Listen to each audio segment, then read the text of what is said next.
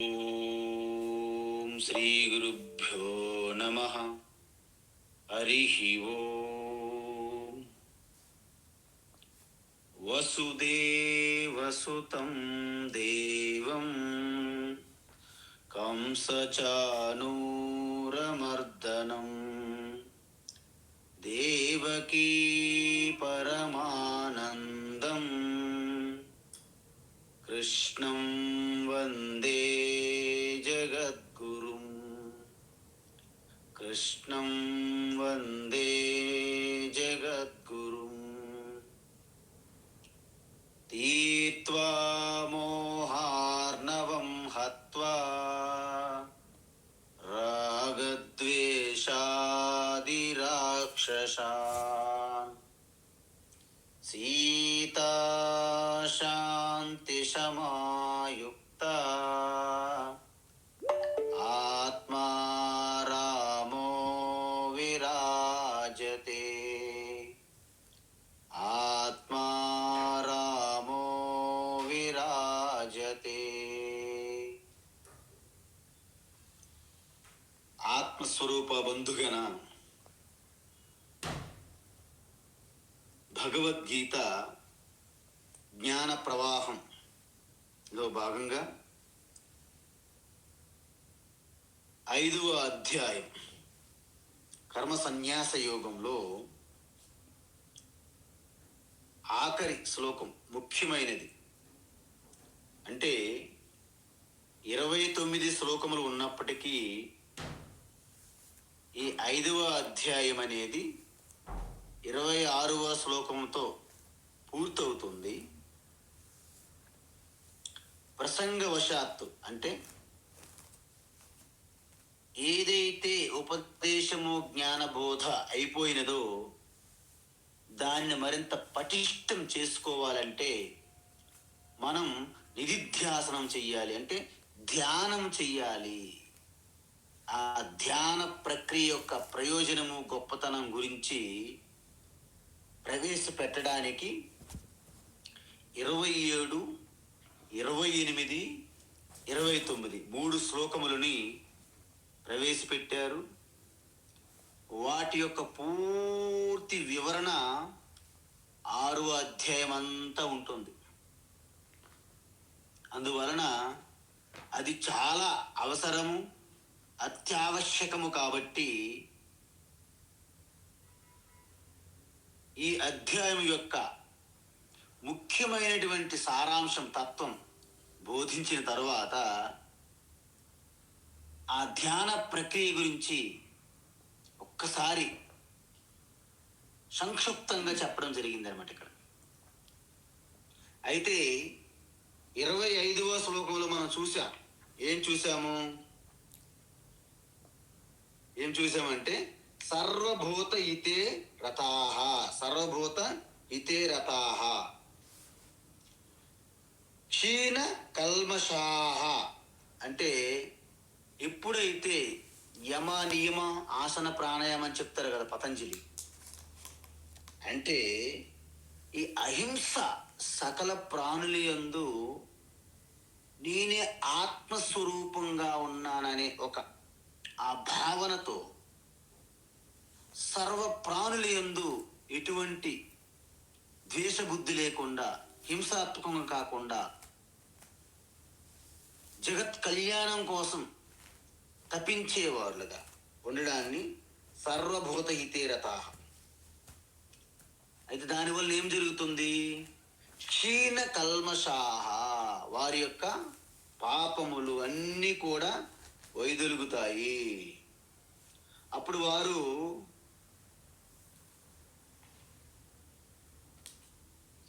యథాత్మానః, యథాత్మానః అంటే ఏంటి?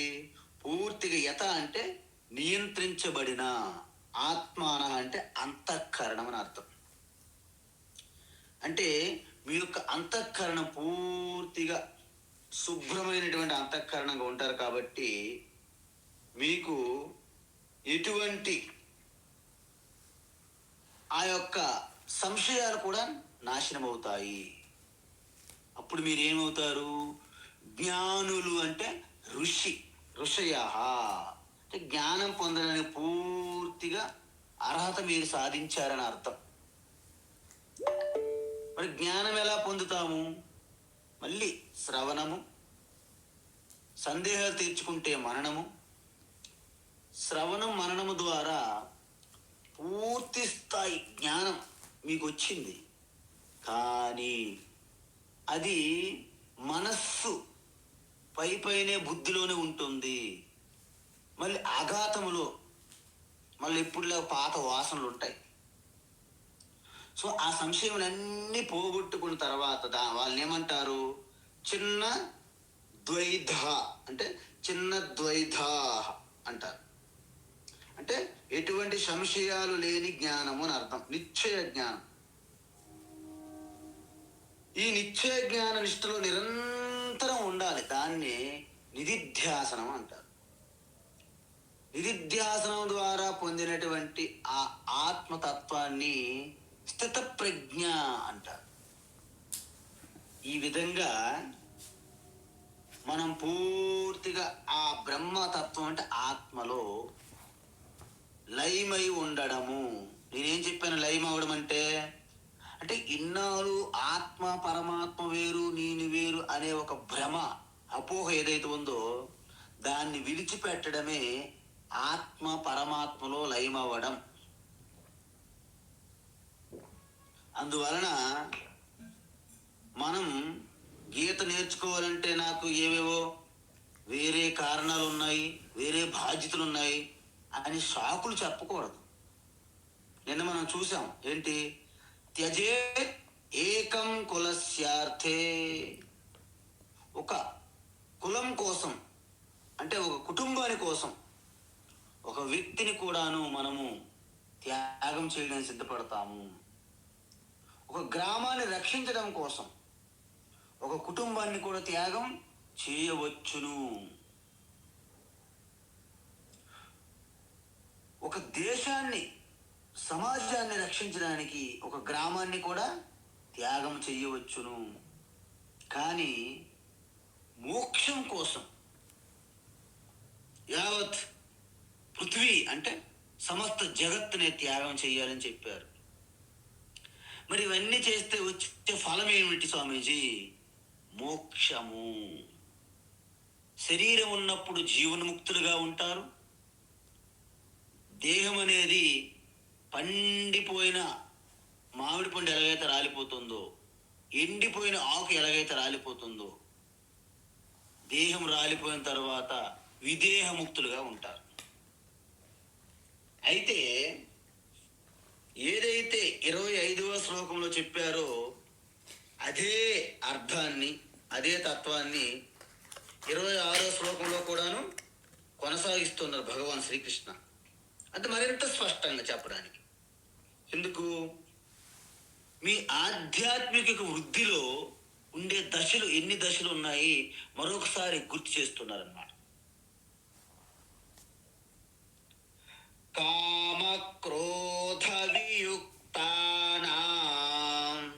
కామ క్రోధ వియుక్తానాం, కామ క్రోధ వియుక్తానాం, యతీనాం యతచేతసాం, యతీనాం యతచేతసాం, యతీనాం యతచేతసాం, అభితో బ్రహ్మ నిర్వాణం, అభితో బ్రహ్మ నిర్వాణం, అభితో బ్రహ్మ నిర్వాణం, వర్తతే విదితాత్మనాం, వర్తతే విదితాత్మనాం, వర్తతే విదితాత్మనాం, కామ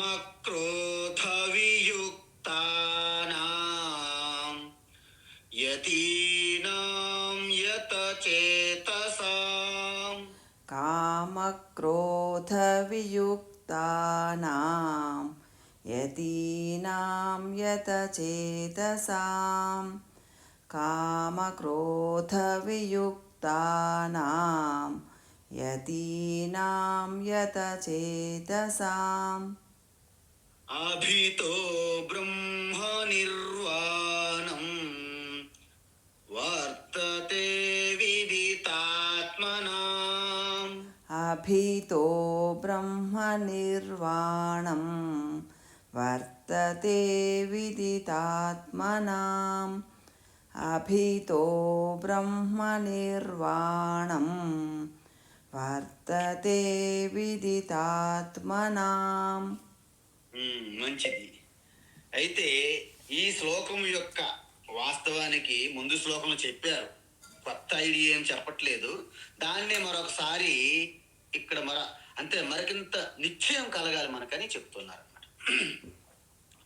కామక్రోధ వియుక్తానా అంటే ఈ కామము అంటే కోరికలు అని అర్థం. అంటే మనకి ఎప్పుడైతే మనం అసంపూర్ణంగా ఉన్నామనే అజ్ఞానము దోహదం చేస్తుంది. దేనికోసము? కోరిక కలగడానికి. అంటే కోరిక కలగడానికి అంటే కోరిక యొక్క తల్లి ఎవరు? అజ్ఞానమే. ఇది ఇక్కడ అర్థం. ఏమిటి అజ్ఞానము? నా స్వరూపమే అనంతమైన ఆనందము, అనంతమైన శాంతి, అనంతమైనటువంటి ప్రేమ స్వరూపము, అసలు నేనే మొత్తం సర్వత్ర జగత్తుకి భద్రత ఆధారము అనే జ్ఞానం లేకపోవడమే అజ్ఞానము అంటారు. కాబట్టి దాని వలన కలిగే కోరికకి కామమని, అది ఒకవేళ మనకి పొందలేదనుకోండి కోరిక, అప్పుడేమవుతుంది? క్రోధం వస్తుంది. చూసారా? ఒకవేళ ఆ కోరిక తీర్చుకున్న వెంటనే మరిన్ని కోరికలు అలాగా చిగుళ్ళు పుట్టిస్తుంటాయి అన్నమాట. అంటే లోభము. ఒక కోరిక తీరితే లోభము, ఆ కోరిక తీరకుంటే అడ్డుపడితే క్రోధము. ఈ రెండు వస్తాయి అన్నమాట. క్రోధము, లోభము. ఆ విధంగా మనం 3వ అధ్యాయంలో చూసాం. ఏంటి? కామ ఏష క్రోధ ఏష రజోగుణ సముద్భవ మహాశనో మహాపాప్మా విద్ధేనమిహ వైరినం. గుర్తుందా? చూసాం 37వ శ్లోకం 3వ అధ్యాయం. అయితే మీకు ఈరోజు క్లాసులో ముఖ్యమైనటువంటి ఒక సూత్రం చెప్పేస్తాను. మీ జీవితాంతం ఈ సూత్రం అవసరం. దీన్నే బ్రహ్మ సూత్రము అంటారు, లేకపోతే భగవద్గీత సూత్రం అంటారు. ఏంటి ఆ సూత్రము? ఈ సూత్రం గనక మీరు నిరంతరము మీ యొక్క అన్కాన్షియస్నెస్ మైండ్లోకి వెళ్ళిపోతే కామక్రోధాలు రాగద్వేషాలని అదుపులో పెట్టుకోవడం చాలా తేలిక. ఏమిటా సూత్రం స్వామీజీ? మీరు అడ్వర్టైజ్మెంట్ ఎక్కువ ఇస్తున్నారు కదా, సూత్రం చెప్పట్లేదు అనకండి, చెప్తా. అంటే నా ఆనందము, నా శాంతి నాకు బయట వాటి మీద ఆధారపడి లేదు. అంటే నాకు ఏది సంపాదించుకున్నాను, అంటే నాకు ఎన్ని వస్తువులు ఉన్నాయి, ఎంతమంది బంధువర్గములు జనము నాతో ఉన్నారు, అంటే నా ఆనందము, నా శాంతి నాకు ఏది ఉంది అని దాని మీద ఆధారపడలేదు. మరొకసారి చెప్తున్నా, నా ఆనందముకి, నా శాంతికి నాకు ఏమి కలిగి ఉన్నాను, నా దగ్గర ఏమి ఉంది అనే దానిపైన ఆధారపడి లేదు. మరి దేనిపైన ఆధారపడి ఉంది? నేను ఏమిటి, నేను ఎవరు అనే దానిపైన ఆధారపడి ఉంది. నా పూర్తి శాంతి, ఆనందము, భద్రత నాకు ఏమి ఉంది అనే దానిపై ఆధారపడలేదు. నేను ఏమిటి లేక నేను ఎవరు అనే దానిపైన ఆధారపడి ఉంది. అంటే నిరంతరము నేను ఎవరు, నేను ఏమిటి అనే ఆలోచన, చింతనే ఉండాలి తప్ప నా దగ్గర ఏముంది, ఇంకేం పొందాలి అనే దాని మీద ఆలోచన ఉండకూడదని చెప్తుంది వేదాంతం. అంటే ఈ రహస్యం గనక మీకు అర్థమైపోయింది అనుకోండి, సపోజ్ అర్థమైపోయింది అనుకుందాం కాసేపటికి,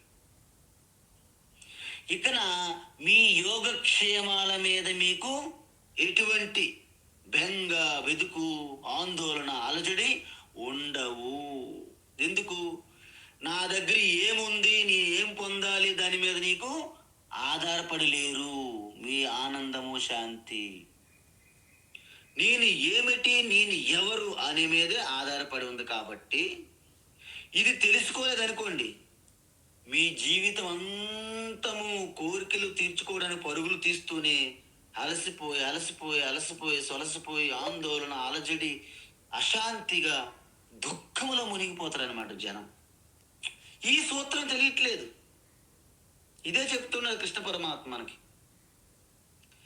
ఎప్పుడైతే అలా కోరికలు తీర్చుకోవడంలోనే ఆ జంజాటంలో పడిపోయారో, ఇక ఆధ్యాత్మిక జీవిత చింతన అనేది అసలు అవకాశమే లేదు. ఇక్కడ యోగక్షేమాలంటే మీకు తెలియాలి. ఫస్ట్ ఏదైతే నాకు అత్యావశ్యకమో, అవసరమో అది పొందడాన్ని యోగము అంటారు. పొందిన దాన్ని రక్షించుకోవడాన్ని క్షేమము అంటారు. అంటే యోగక్షేమాల్లో పడి మీరు అలాగ దానికి అంతం లేదు. ఒకవేళ అన్ని అయ్యాక, బాధ్యతలన్నీ తీరిపోయాక వస్తాను అనుకున్నాను దేనికి? భగవద్గీత చదవడానికి. అప్పటికి మీ బుద్ధి, మీ మనసు ఏం పని చెయ్యవు. భగవద్గీత వింటున్నా అలాగా ఎలాగుంటుందంటే, వింటుంటే చెవిటి వారి ముందు శంఖం ఊదినట్టు ఉంటుందంట. ఏం పట్టదంట మనకి.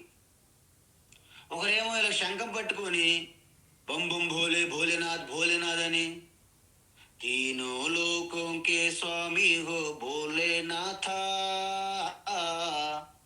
हाथ जोड़ कर श्रद्धा से झुकिए माता, हर बोला हर हर महादेव, हर बोला हर हर महादेव అని శంఖం ఊదుతున్నాడంట.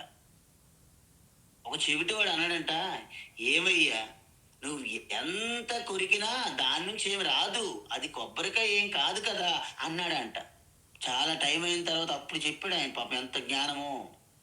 అలా అన్నట్టు మీరు సకల కోరికలు, బాధ్యతలు కింద మీద పడిపోయి నేనే కర్తను, నేనే అన్ని చేసేస్తున్నాననే ఒక భ్రమతో ఉండడం వలన మీ శక్తి, సామర్థ్యము, మీ యుక్తి, మీ భక్తి మొత్తం ఖర్చు అయిపోయింది.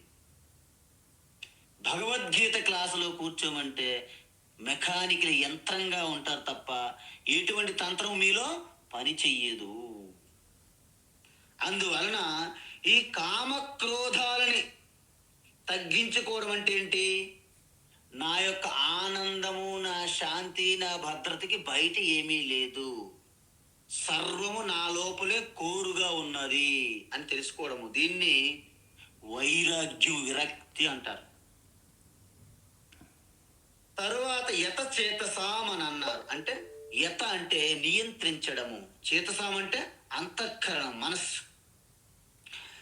మీరు స్పిరిచువల్ లైఫ్లో అంటే ఆధ్యాత్మిక జీవితం మనసు ద్వారా జరుగుతుంది, మనస్సు బుద్ధి ద్వారా. మనస్సు అనేది అత్యంత ఏకాగ్రత చిత్తంగా ఉండాలి. ఏకాగ్రత లేదనుకోండి, సపోజ్ కఠోపనిషత్తు ఏం చెప్పారు యమధర్మరాజు? మీకు చెప్పాను ఇదివరకే. మన ఆధ్యాత్మిక ప్రయాణం ఒక రథం అంటే ఒక కారుతో పోల్చారు. ఈ శరీరం అనేది కారు. రథాల కంటే నేను కారే చెప్తాను, ఎందుకంటే ఆ రోజుల్లో కారులు లేవు కాబట్టి రథాలు ఉండేవి. రథంతో చెప్పారు. ఇప్పుడు ప్రతి ఇంటి ముందు కారే ఉంది కదా, కారు లేని ఇల్లు లేదు నాకు తెలిసి ఇప్పుడు హైదరాబాద్లో చూస్తుంటే. కాబట్టి శరీరం అనేది రథము. మరి ఇంద్రియాలు ఏంటి? ఆ యొక్క రథ చక్రాలు అంటే కారు యొక్క చక్రాలు. మరి రెయిన్స్ అంటారు, అంటే కళ్యం ఏంటి? మనస్సు అంటే స్టీరింగ్ రాడ్. బుద్ధి డ్రైవర్. ఇవన్నీ పర్ఫెక్ట్గా ఉండాలండి. అంటే ఓహో టైర్లు బాగాలేకపోయినా వెళ్ళదు, స్టీరింగ్ బాగాలేకపోయినా వెళ్ళదు, డ్రైవర్ అస్సలు వెళ్ళదు. అంటే అర్థం ఏంటి? ఇవన్నీ కారుకి ఎలాగైతే సక్రమంగా పనిచేస్తే మన ప్రయాణం జరుగుతుందో అలాగే మన శరీరము, ఇంద్రియములు, మనస్సు, బుద్ధి సంపూర్ణంగా సమర్థవంతంగా పనిచేయాలి. అప్పుడే ఆధ్యాత్మిక జీవితము, స్పిరిచువల్ లైఫ్ స్టార్ట్ అవుతుంది. వీటన్నింటినీ కలిపి సంఘాతము అంటారు. దాన్ని యతచేతసాం అంటారు. అంటే దీనికోసము ఇది ఒక క్వాలిఫికేషన్ అనమాట. ఇది ఏంటి? శమ అంటే మనో నిగ్రహము, దమ ఇంద్రియ నిగ్రహము, సహిష్ణుత్వం, తితీక్ష, శ్రద్ధ, ఇవన్నీ కలిగి ఉండాలి. వీటిని శమాధి షట్క సంపత్తి 6 ఉంటాయి అనమాట. ఇవి అంటే వైరాగ్యము, ఈ శమ అంటే ఇంద్రియ నిగ్రహం, మనో నిగ్రహం. యతీనాం అలాంటి వారికి ఏమంటారు? యతి. యతి అంటే నిజంగా చెప్పాలంటే సన్యాసి అని అర్థం. మీ అందరూ భయపడవండి. అంటే మేమందరం యతులు అంటే మీ సన్యాసం అయిపోవాలా? మీరు ఇప్పుడు ఆల్రెడీ సన్యాసులుగానే ఉన్నారు. దీన్ని ఏమంటారు? అంతర సన్యాసి లేదా మానసిక సన్యాసి అంటారు. ఏంటి? మానసికంగా మీరు సన్యాసులే అయి ఉన్నారు. అందువలన మీరు యతులు. యతి యతి అంటే సన్యాసి. అంటే అర్థం ఎందుకు చెప్పారు? సన్యాసి అంటే కేవలము శాస్త్ర శ్రవణము, మననము, నిధిధ్యాసనము తప్ప సన్యాసికి వేరే డ్యూటీ లేదు శాస్త్రాల్లో, మన వైదిక ధర్మంలో. అందుకే బ్రహ్మచర్యాశ్రమము, సన్యాసాశ్రమము కేవలం విద్యాభ్యాసం తప్ప వేరే డ్యూటీ లేదు వాళ్ళకి. వాళ్ళు చదువుకోవాలి, మిగతా వాళ్ళకి చెప్పాలి, అంతే. ఒకటే పని, అధ్యయనం అధ్యాపనం అంటారు. సో అందువలన పూర్వం రోజుల్లో కేవలం సన్యాసులంటే కేవలము శాస్త్ర అధ్యయనానికే ప్రాముఖ్యత, వేరే పని లేదు వాళ్ళకి. అందువలన ఇప్పుడు కూడా సన్యాసులు ఎవరైనా ఉంటే ఈ శాస్త్రాన్ని పక్కన పెట్టి వేరే మార్గాల్లో వెళ్తున్నారు అనుకోండి, అంటే ఏదైనా చేయొచ్చు. దాన ధర్మాలు చేస్తామంటాడు, గోసేవ అనొచ్చు, అన్నదానం అనొచ్చు, మహాశక్తి యాగాలు, రాజ్యశ్యామల యాగాలు, అనేక యాగాలు చేశారనుకోండి, సన్యాసికి అది పరధర్మం కింద వస్తుంది. సన్యాసికి అవే గృహస్థులు చేస్తే అద్భుతమైన కర్మయోగులుగా వర్ణిస్తారు. కాబట్టి సన్యాసి ధర్మం కాదది, కేవలము జ్ఞానము. అందుకే సన్యాసి ఎవరంటే అడిగారు అనుకోండి, మహాత్ములు ఏమంటారు? జ్ఞానము త్యాగమే సన్యాసి లక్షణం అంటారు. మరి ఇప్పుడు సన్యాసులు కొంతమందికి ఏంటి? ఆ 2 తప్ప అన్నీ ఉంటాయి. అంటే ఇప్పుడు సన్యాసి ఎలా చెప్పాలి? జ్ఞానము త్యాగము విలక్షణ సన్యాసి ఇది ఉచ్యతే. అంటే ఈ సన్యాసి జ్ఞానము త్యాగము తప్ప అన్నీ ఉన్నాయని అర్థం. వాళ్ళు ఏమన్నారు గీతలో ఇంతకు ముందు? భగవాన్ మిథ్యాచారి అన్నారు. మిథ్యాచార. ఈ విధంగా ఎవరైతే ఉంటారో వాళ్ళకి ముముక్షువులు అంటారు. అంటే ఏంటి? కేవలము మోక్షము తప్ప వేరే తపన లేని వారికి ముముక్షువులు. మోక్షమే ఇచ్చ, అంటే కేవలం మోక్షం తప్ప వేరే ఆలోచన లేదు. ఈ విధంగా ఎవరైతే ఉంటారో వాళ్ళకి పూర్తి యోగ్యత సిద్ధించిందని అర్థం.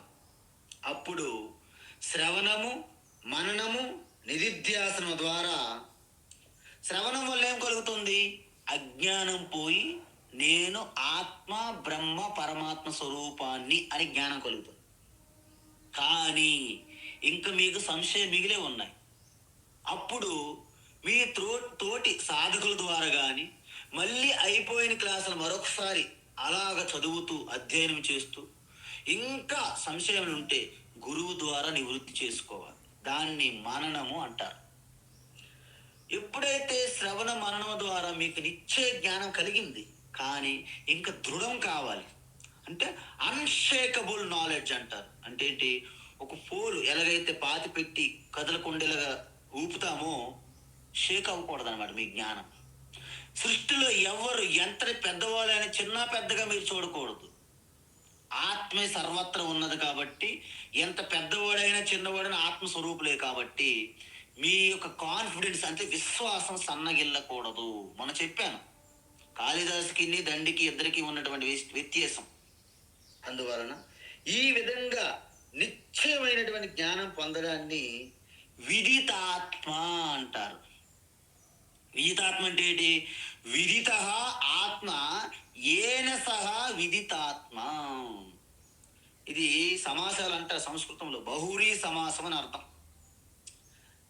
ఎవరైతే స్థితప్రజ్ఞ జీవన్ముక్తుడుగా ఉన్నారో వారు ఏం పొందుతారు? బ్రహ్మ నిర్వాణం వర్తతే. మీరు గమనించారో లేదో, ఈ బ్రహ్మ నిర్మాణం అనేది మన పట్టి ఆలాడుతున్నది. 3 శ్లోకాల నుండి కంటిన్యూ మన ఎంట పడుతుంది. 3 శ్లోకాల నుండి మన ఎంట పడుతూనే ఉన్నది. కావాలంటే మీరు చెక్ చేసుకోండి. 24వ శ్లోకంలో బ్రహ్మ నిర్వాణం, 25వ శ్లోకంలో బ్రహ్మ నిర్వాణం, 26వ శ్లోకంలో అభితో బ్రహ్మ నిర్వాణం అన్నారు. అంటే ఈ బ్రహ్మ నిర్వాణం అంటే ఏమీ కంగారు పడకండి, విదేహముక్తి అని అర్థం చేసుకోండి. ఒక్కటే అర్థం ఏంటి? విదేహముక్తి అంటే ఏంటి? దేహ త్యాగము తర్వాత పరమాత్మలో లయమవడమే బ్రహ్మ నిర్వాణం. బ్రహ్మ నిర్వాణం అంటారు. అంటే ఏంటి? బ్రహ్మని నిర్వాణం. బ్రహ్మని నిర్వాణం అంటే ఏకీభూతం అంటారు, విన్నారు? ఏకీభావం చెందడం అని అర్థం. అయితే ఈ విధంగా కలిగిన తర్వాత అభిత అన్నారు. ఇక్కడ అభిత ఒక పదం వాడారు. అభిత అంటే ఏంటంటే జనరల్గా సర్వత్రా అని వస్తుంది అర్థం అభిత అంటే. కానీ ఇక్కడ 2 రకాలుగా అని తీసుకోవాలి మనం. ఏంటి 2 రకాలు? శరీరం ఉన్నప్పుడు అంటే శరీరం ఉన్నప్పుడు జీవనముక్తులుగా, శరీరం రాలిపోయినప్పుడు ఎండిపోయిన ఆకు రాలినట్టు విదేహముక్తిగా పొందడాన్ని 2 రకాల మోక్షమును పొందుతారు కాబట్టి అభిత అని చెప్పారు ఇక్కడ. ఇప్పుడు మీకు అర్థమైంది కదా? మన శాస్త్రం అంతా ఒకటే ఉదాహరణ ముఖ్యమైన చెప్తుంది. ఏంటి? ఆకాశవత్ వ్యోమవద్ వ్యాప్త దేహాయ దక్షిణామూర్తయే నమః అని అన్నారు. కానీ వ్యోమ అంటే ఆకాశం వత్. ఒక కుండలో ఉన్నది ఆకాశం, ఖాళీ ఆకాశం. బయట ఉన్నది ఆకాశమే. కానీ కుండ ఉంటే కుండలోనూ ఆకాశం ఉంది, బయట కూడా ఆకాశమే ఉంది. కానీ మీకు జ్ఞానం ఏమిటి? ఆకాశం అనేది భాగములుగా ఉండదు, వ్యాపించే ఉంటుంది అని మీకు తెలిసింది అనుకోండి. అఖండమని దాన్ని భాగాలుగా చేయగలమా? చెయ్యలేము. అప్పుడు కుండలో ఆకాశం, కుండ బయట ఆకాశం అంటూ 2 ఉంటాయా? ఉండవు. కుండ ఉన్నా కుండ లేకపోయినా ఆకాశంలో భాగాలు లేవు. అలాగే చైతన్యము కూడా వ్యాపించి ఉంటుంది ఆకాశం మాదిరిగా. శరీరం ఉన్నా శరీరం లేకపోయినా అంత వ్యాపించి ఉన్న చైతన్యమే. అందువలన ఈ ఆత్మతత్వం, విదితాత్మ తెలుసుకున్న వాళ్ళు శరీరం ఉన్నప్పుడు దాన్ని జీవనముక్తులుగా జీవిస్తుంటారు.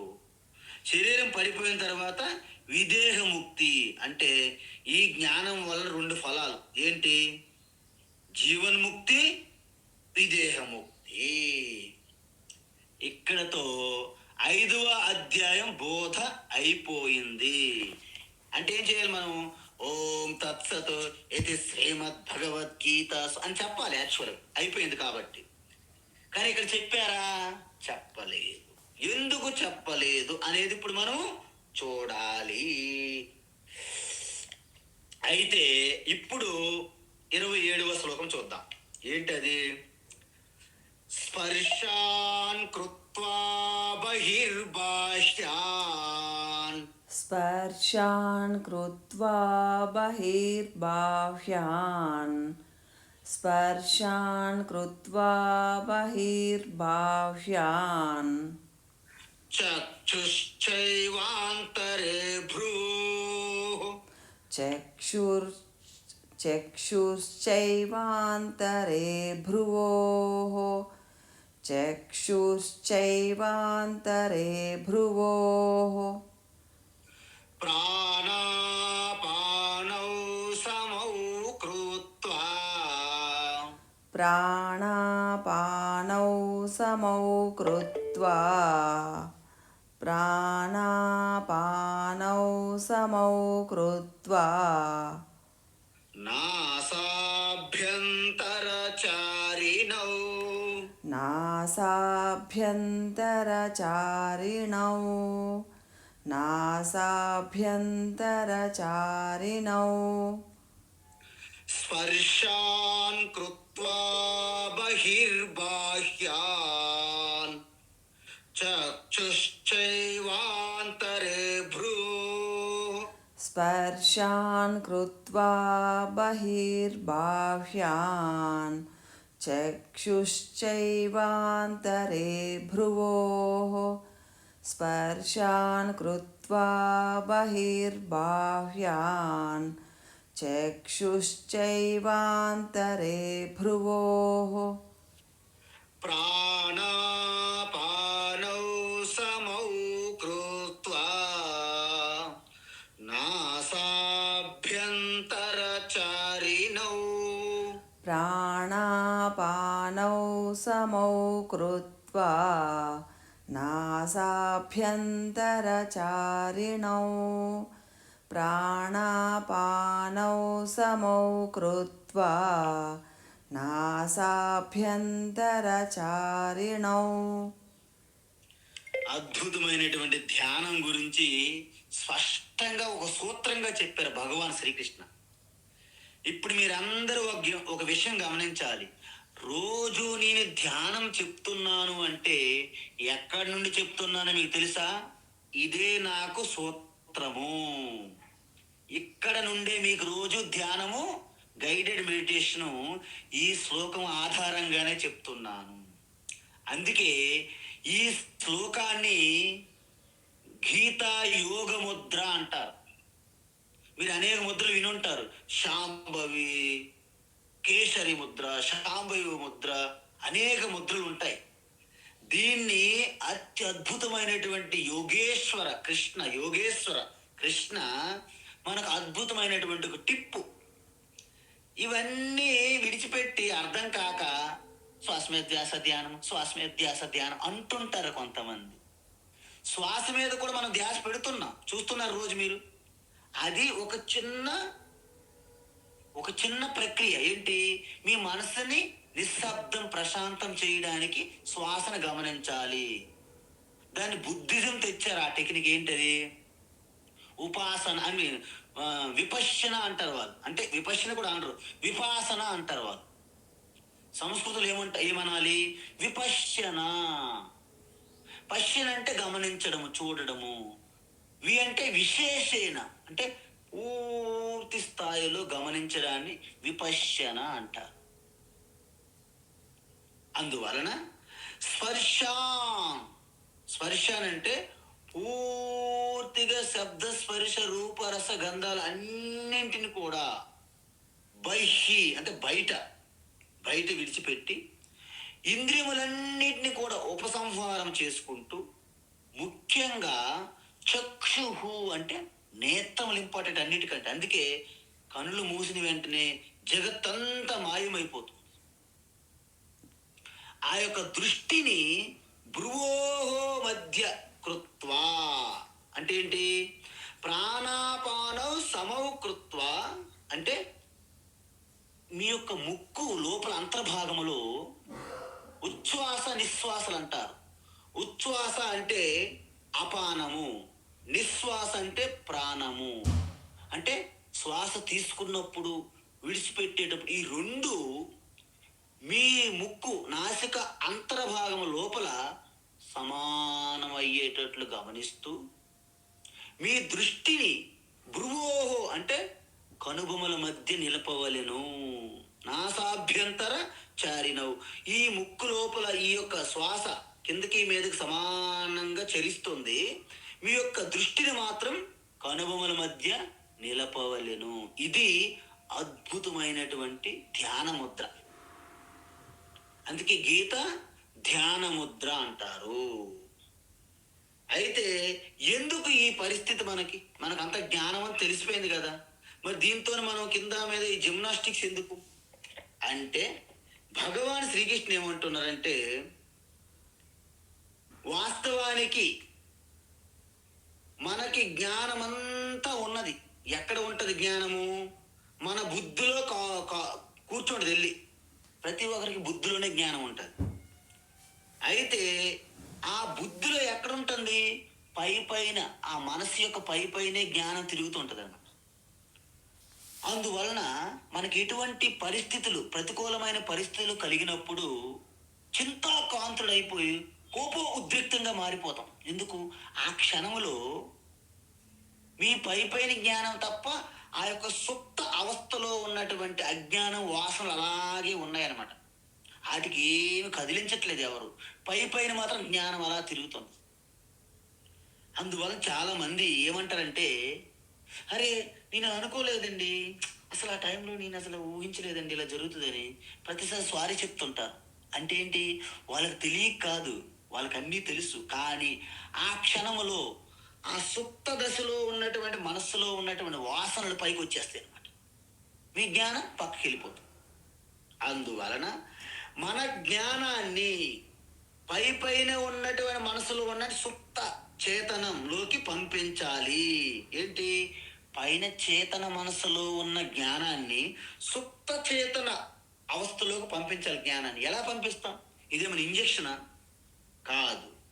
అందువలన ఎప్పుడైతే ఈ యొక్క గీత బోధని పదే ధ్యానములో మీరు కూర్చుంటారో, పైన ఉన్నటువంటి మనసులో బుద్ధిలో ఉన్నటువంటి జ్ఞానము ఆ సుప్తంగా ఉన్నటువంటి మనస్సు లోపల చొచ్చుకుపోతుంది అనమాట, ఎక్స్రే కిరణాల్లాగా. అప్పుడు మీ యొక్క నరాలు, రక్తములు, కణకణాల్లో కూడా జీర్ణించుకుపోతుంది అనమాట ఈ జ్ఞాన స్వరూప తత్వం. అప్పుడు మీకు తెలియకుండానే మీ జీవితములో, వ్యవహారములో గీతా బోధ అనేది అలాగ పనిచేస్తూ పోతుంది మీకు తెలియకుండానే. అయితే మీకు ఒక చిన్న ఉదాహరణ చెప్పాను ఇంతకుముందు. అయితే స్వామీజీ, ఈ పైన మనస్సులో, చేతన మనస్సులో ఉన్న జ్ఞానము సుప్త చేతనం, ఇంగ్లీష్లో ఏమంటారంటే కాన్షియస్ మైండ్లో ఉన్నటువంటి జ్ఞానాన్ని అన్కాన్షియస్ మైండ్లోకి పంపించాలి అంటారు.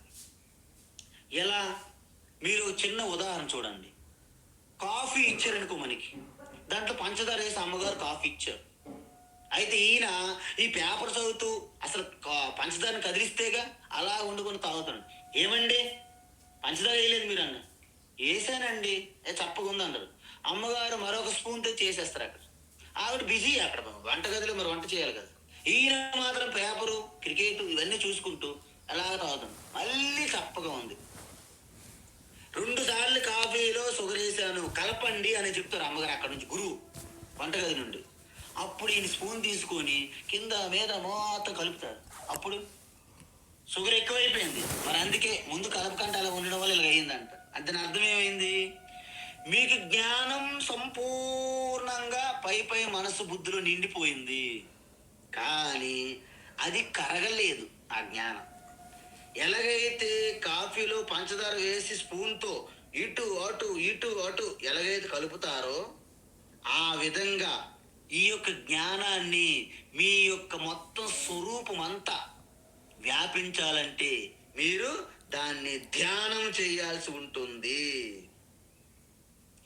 మీకు చిన్న ఉదాహరణ చెప్తాను. అప్పయ్య దీక్షితార్ అని ఉండేవారు తమిళనాడు. గొప్ప వేదాంతి, మహాత్ములు, ఋషి లాంటి యోగి. ఆయనకి పూర్తిగా జీవితం అంతా, ఈవెన్ జాగ్రత్త అవస్థలోను స్వప్నంలో కూడాను ఆత్మచింతన పేరు ఉండేది కాదంట. కానీ ఆయన సందేహం, ఇంతకీ నా యొక్క స్వప్నం పరిస్థితుల్లో కానీ, నా మనస్సు అన్కాన్షియస్నెస్ లెవెల్లో కానీ నేను నిజంగా ఆత్మచింతనలో ఉంటున్నానా అని డౌట్ వచ్చింది ఆయనకి. అయితే శిష్యుల్ని పిలిచి ఒక బొంగ అంటారు, బొంగ అంటే తెలుసు కదా, మత్తు పదార్థం లాంటి, అంత కళ్ళు లాంటిది అనుకోండి, తాడి కళ్ళు అంటారు. అది ఆయనకి ఇచ్చారు. బాగా మత్తులోకి వెళ్ళిపోయి ప్రేలాపనలు వచ్చాయనట ఆయనకి. ఏంటి? ఏదైతే వాగుతున్నారో ముందు చెప్పాడు శిష్యులకి, నా నోటి నుండి ఏది వాగుడు వచ్చినా మీరు మొత్తం రాసి పెట్టాను. చూడండి అద్భుతం. ఆ ప్రేలాపన వాగుడులో ఒక అద్భుతమైన శివస్తోత్రం వచ్చిందట. అప్పయ్య దీక్షిత్ అంటే వారికి సుప్త చేతన మనస్సులో కూడా ఆత్మతత్వం సొచ్చుకుపోయిందని అర్థం. ఆ విధంగా మనకి ఏ రోజైతే అలా కలుగుతుందో, ఇక మీరు ఏ అవస్థలో ఉన్నారు, ఏ స్థితిలో ఉన్నారు, ఏ బాధ్యత, ఏ కర్తవ్యం, ఏ కర్మలో ఉన్నా కూడా ఆ గీతా జ్ఞానం ఆటోమేటిక్గా వచ్చి పనిచేస్తుంది. అయితే దానికి ఏమి చెయ్యాలి? ధ్యానం చెయ్యాలి. మరి ధ్యానం చేసేందుకు మనకు కొన్ని నియమాలు ఉండాలి కదా, ఎలా చేయాలనే విషయాలు, ఏ ఏ విషయాలు పాటించాలి, ఏం చేసుకోవాలి, ఎలా ఉండాలి, ఆ పద్ధతి, దాని యొక్క ప్రయోజనమే ఈ 3 శ్లోకాల యొక్క తాత్పర్యము. అంటే 27, 28, 29 ఈ 3 శ్లోకాలు, అదే దాని యొక్క తాత్పర్యమే. అయితే ఫస్ట్ ఏమంటున్నారంటే ప్రాణాపానౌ సమౌ కృత్వా. ప్రాణ అంటే చెప్పాను నిశ్వాస, అపానం అంటే ఉచ్ఛ్వాస. ఈ 2 కూడా మీ యొక్క ముక్కు అంతరములో సమంగా అయ్యేటట్లు గమనించవలను. అవి అవుతాయి ఎప్పుడు? మీ దృష్టి పూర్తిగా. అందుకే నేనేం చెప్తున్నాను స్టార్టింగ్లో, నాసిక ఆగ్రం అంటే ముక్కు చివర భాగం దృష్టి పెట్టమన్నా. అక్కడ నుండి మీరు శ్వాసను గమనిస్తూ ఉంటుంటే శ్వాస సమానం అవుతుంది, నెమ్మదిగా తగ్గుతుంది. అండ్ ఈ ముక్కు లోపల సమానంగా అవుతుంది ఉచ్ఛ్వాస నిశ్వాస. అంటే ప్రాణము అపానము సమానంగా అవుతుంటాయి మెల్లగా. దాన్ని సమానం అయ్యేటట్లు గమనిస్తూ గమనిస్తూ ఆ దృష్టిని ఈ ముక్కు చివరి భాగం నుండి కనుబొమ్మల మధ్యకి నిలపాలి అని చెప్తుంటాం మనం. అలాగ చేస్తే మనసు పూర్తిగా మీ చెప్పు చేతలకు వస్తుంది.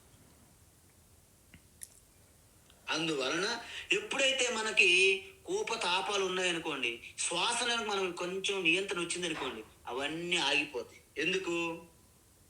ప్రాణబంధనా లీయతే మనా జాలపక్షివ రోధ సాధనం అని చెప్పారు రమణ మహర్షి.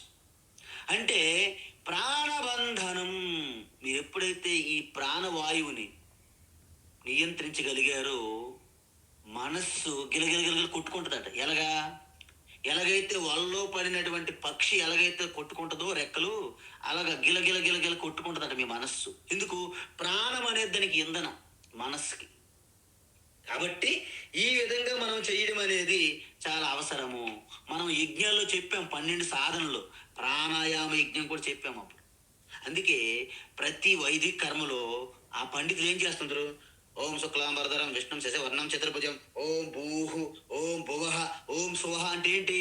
అది ప్రాణాయామం. అది యాక్చువల్ చెప్పాలంటే ఓం భూహు అంటే ప్రాణము, ఓం భువః అపానము, ఓం స్వహ వ్యానము, ప్రాణాయామం. అది మీరు అబ్జర్వ్ చేయండి సార్ ఎప్పుడైనా. ఏంటి పండితులు ఇది మధ్యలో ఓం భూహు ఓం భువః ఓం స్వహ అంటే ఏంటి? ప్రాణాయామం అని అర్థం. కాబట్టి అది అందువల్ల మన వైదిక ధర్మంలో ప్రాణాయామం అనేది జీవితంలో అసలు అవినాభావ సంబంధం అన్నమాట ప్రాణాయామం. అయితే నాసాభ్యంతరచారిణౌ, ఈ ముక్కు లోపల భాగంలో అంతర్భాగంలో ఈ ఉచ్ఛ్వాస నిశ్వాసలని సమానం ఉండేటట్లు చూడాలి, గమనించాలి. అప్పుడేమవుతుంది? చక్షుశ్చైవాంతరే భ్రువోహు. భ్రువోహు అంటే ఈ కనుబొమ్మల మధ్య భాగములో. చక్షు అంటే ఇంద్రియములన్నింటిలో నేత్రం చాలా ప్రసిద్ధమైనది.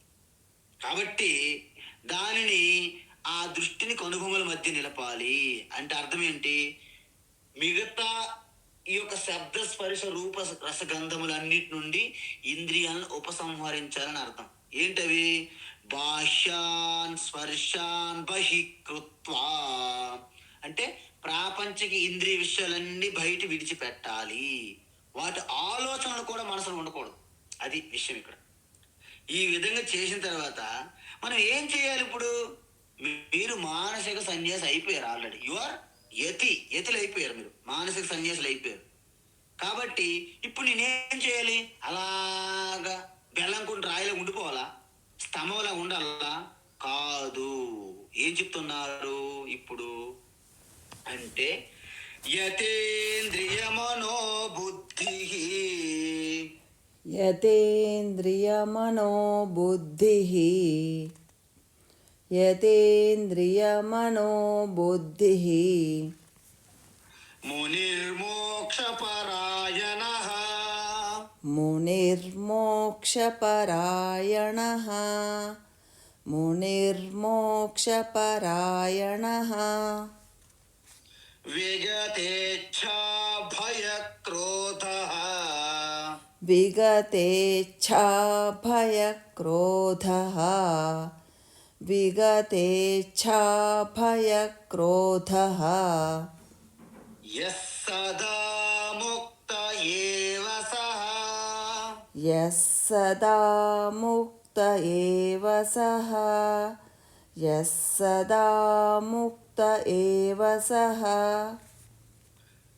యతేంద్రియమనోబుద్ధిః మునిర్మోక్షపరాయణః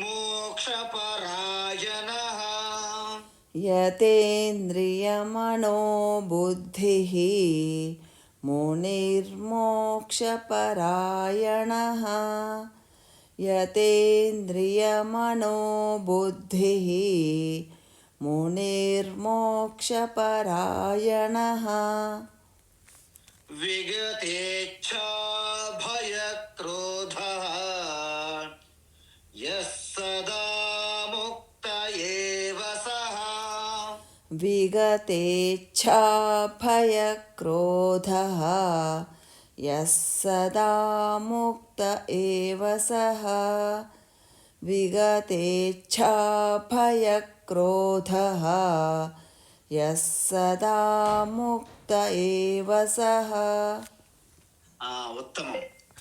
భగవాన్ శ్రీకృష్ణ ఏమంటానంటే తర్వాత శ్లోకం కూడా చదివేయాలి యాక్చువల్గా. భోక్తారం యజ్ఞ తపసాం भोक्तारं यज्ञतपसां भोक्तारं यज्ञतपसां సర్వలోకమహేశ్వరం सर्वलोकमहेश्वरं सर्वलोकमहेश्वरं సుహృదం సర్వభూతానాం सुहृदं सर्वभूतानां सुहृदं सर्वभूतानां జ్ఞాత్వా మాం శాంతిమృచ్చతి ज्ञात्वा मां शान्तिमृच्छति ज्ञात्वा मां शान्तिमृच्छति భోక్తారం యజ్ఞ తపసాం సర్వలోకమహేశ్వరం भोक्तारं यज्ञतपसां सर्वलोकमहेश्वरं भोक्तारं यज्ञतपसां सर्वलोकमहेश्वरम् సుహృదం సర్వభూతానాం జ్ఞాత్వా మాం శాంతిమృచ్చతి सुहृदं सर्वभूतानां ज्ञात्वा मां शान्तिमृच्छति सुहृदं सर्वभूतानां ज्ञात्वा मां शान्तिमृच्छति అత్యుత్తమం. బాగుంది. ఇప్పుడు ఇంద్రియాలను మనస్సును బుద్ధిని అదుపులో పెట్టుకొని అంటే ఇక్కడ ఏమన్నారు? యతేంద్రియ మనోబుద్ధి అన్నారు. అంటే ఇంద్రియాలను మనస్సును బుద్ధిని అదుపులో పెట్టుకొని విగత ఇచ్ఛ భయ క్రోధ అంటే ఇచ్ఛ అంటే తీవ్రమైన కోరికలకి భయాలని క్రోధాలను నియంత్రించుకొని రాగద్వేషాలను నియంత్రించుకుంటే మోక్షమే నా యొక్క సర్వత్ర లక్ష్యము, నా జీవిత గమ్యము అని ఎవరైతే పరమ లక్ష్యంగా ఉంటారో వాళ్ళని మోక్షపరాయణులు అంటారు. మోక్షపరాయణులు, మోక్షమే అంతిమ లక్ష్యంగా భావించి ఎవరైతే ధ్యానం చేస్తారో, ముని అంటే మననశీలవా, ముని అంటే ధ్యానం చేస్తారో వారు సదా ముక్త ఏవ అంటే వాళ్ళు సర్వత్ర ముక్తులుగానే ఉంటారు అన్నారు. ఓకేనా? ఇక్కడ మనసు, బుద్ధి, ఇంద్రియాలు మూడు ఉన్నాయి కదా. అంటే బాహ్య ప్రపంచం నుంచి పూర్తిగా విడదీసేయాలి. అప్పుడు ధ్యానం చేయడానికి మీకు అందుబాటులో ఉంటాయి. Sir, madam, what can I do for you అంటారు చూసారా, హెల్ప్ డెస్క్ పెట్టుకొని. అలా కాకుండా వాళ్ళు ఆఫీసులో బిజీగా ఉన్నారనుకోండి, ఇక మీకేం సాయం చేస్తారు అంటే ఆఫీస్ వర్క్ అంతా వేరే వాళ్ళకి హ్యాండ్ ఓవర్ చేసి ఎలాగైతే మీకోసం what can I do for you అంటారు, ఎలాగో మీరు కూడా ఈ ఇంద్రియములు, మనస్సు, బుద్ధి, బయట విషయాలు, వస్తువులు, వ్యక్తులు, సంబంధాలు, కోరికలు, సంకల్పాలు, భావనలన్నిటి కట్ చేస్తే అప్పుడు మీరు అవైలబుల్ ఉంటారు. ఏం చేయాలి? ఇప్పుడు ధ్యానం చెయ్యాలి. ధ్యానానికి అందుబాటులో ఉంటుంది. అయితే విగతేచ్ఛ భయక్రోధ అంటే మన భావోద్రేకములతో ఉంటాయి. కోరిక, క్రోధము, కామం అన్నీ ఉన్నాయి చెప్పాను కదా ఇంతకుముందు మనము. సో వీటన్నింటి మనము పారద్రోలాలి. అప్పుడు మనస్సు ఒకే ఒక చింతన అంటే ఏంటి? చిదానంద రూప శివోహం శివోహం అనే చింతనకి మనకు అందుబాటు దొరుకుతుంది మనస్సు. లేకపోతే అసలే దేశ దిమ్మరి అంటారు మనసుకి, దొరకదు. కాబట్టి దాన్ని పూర్తిగా అన్నిటి నుంచి కట్ చేయాలన్నమాట. అప్పుడు ఏమవుతుంది? ముని మోక్షపరాయణ భవేత్. ముని అంటే ధ్యానం నిత్యం చేసే వ్యక్తిని ముని, మననశీలవాన్ అంటారు. మననాత్ ముని, మౌనాత్ ముని. అందువలన మనకి ఏదైతే గీతాచార్యులు కృష్ణ పరమాత్మ ఏదైతే చెప్పారో ఆ యొక్క తత్వాన్ని నిధిధ్యాసనములో చింతన చెయ్యాలి. అప్పుడేమవుతుంది? సదా ముక్త ఏవ భవతి. అలా చేస్తే అతను ఆ యొక్క చేతనములో మనసులో ఉన్నటువంటి ఆ జ్ఞానము సుప్త చేతన మనసులో చొప్పించిపోతుంది అనమాట. అప్పుడు మరి దేన్ని మనం ధ్యానం చెయ్యాలి? దేని మీద ధ్యానం చెయ్యాలి? ఇంతకుముందు ధ్యానం చెయ్యాలి అంటున్నాం కదా, కానీ దేని మీద చెయ్యాలి? అప్పుడు భగవాన్ ఏమంటున్నానంటే నా మీద చెయ్యాలి. నీ మీద ఎక్కడ చెయ్యాలి అంటే నువ్వు ఇలాగ ఒక కాలు ఇలా పెట్టుకుని ఇలా ఉంగుకొని మురళి పట్టుకుని వేణు ఊతుంటే నీ యొక్క ఫోటో మీద చెయ్యాలా? నీ విగ్రహం మీద చెయ్యాలి? ఎక్కడ చెయ్యాలి మనం ధ్యానం? ఓరి మహా బృహస్పతుల్లా ఉన్నారు మీరు. నేనంటే ఎవరనుకున్నారు అంటే యజ్ఞ తపసాం భోక్తారం. నేనెవరు? సకల యజ్ఞాలు, యాగాలకి, తపస్సులకి వారు ఏదైతే కోరుకొని చేస్తున్నారో ఆ ఫలం ఏదైతే ఉందో ఆ ఫలాన్నే నేను. భోక్తారం, వాటన్నిటికి అసలైన భోక్తను నేనే. యజ్ఞో వై విష్ణు అంటారు. అందుకే శాస్త్రములు యజ్ఞో వై విష్ణు, యజ్ఞం అంత విష్ణే. బ్రహ్మార్పణం, బ్రహ్మ హవీమని చూశాం. అందువలన పూజలన్నీ అందుకునే వ్యక్తి యజ్ఞాలు, తపస్సులు అన్నిటికీ ఎవరికి మనం ఇస్తున్నాము? ఆ పరమాత్మకే. ఇంతకీ పరమాత్మ ఎక్కడున్నాడు? వైకుంఠమా, కైలాసమా, పరలోకమా అంటే బాగా చాలా బృహస్పతులు మీరు. అక్కడెక్కడో కాదు, అంతటా ఉన్నటువంటి సర్వలోక మహేశ్వరం.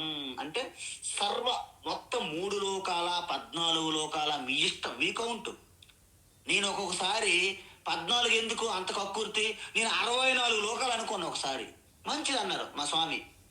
ఓ బ్రహ్మాండ 64 లోకాలు అనుకోవచ్చు, ఎవ్వరు మీకు అడిగిన వాళ్ళు లేరు అన్నారు. ఇప్పుడు ఎలాగ లోకాలు ఎలాగో ఎక్కడ మనం చూడట్లేదు, ఎందుకని 3 లోకాలతో కక్కుర్తి ఆగిపోవడం? 64 లోకాలు అనుకున్నాను నేను ఒకసారి. బెస్ట్, మంచిది అన్నారు మా గురువు గారు. అలాగే అన్నట్టు సర్వలోక మహేశ్వరం, 64 అనంత లోకాలైన ఈ మహేశ్వర మహా ఈశ్వరం అంటే ఈ యొక్క ఈశ్వరం ఒక్కరే. అధిపతి ఎక్కడున్నారు? సుహృదం సర్వభూతానాం, సకల ప్రాణుల హృదయములో ఉండి వాళ్ళకి హితుడుగా, వాళ్ళకి పూర్తిగా ఒక హితము కోరే ఆత్మస్వరూప స్ఫురణగా ఉన్నాను.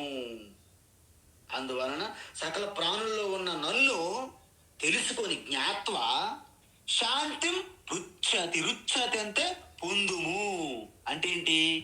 ఈ జ్ఞానముతో జీవన్ముక్తులుగా ఉండండి, దేహత్యాగం తర్వాత విదేహముక్తులుగా ఉండండి.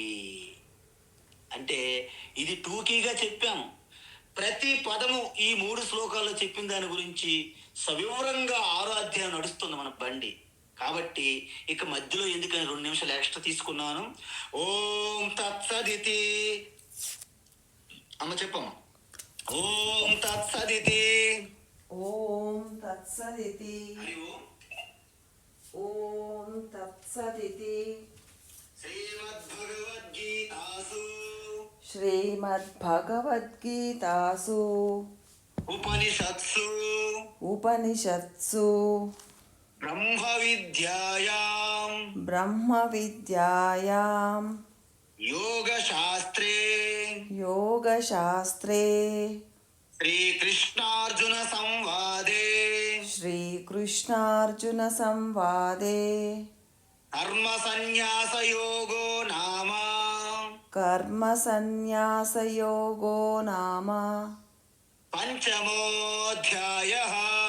పంచమోధ్యాయః. సర్వం శ్రీకృష్ణార్పణమస్తు.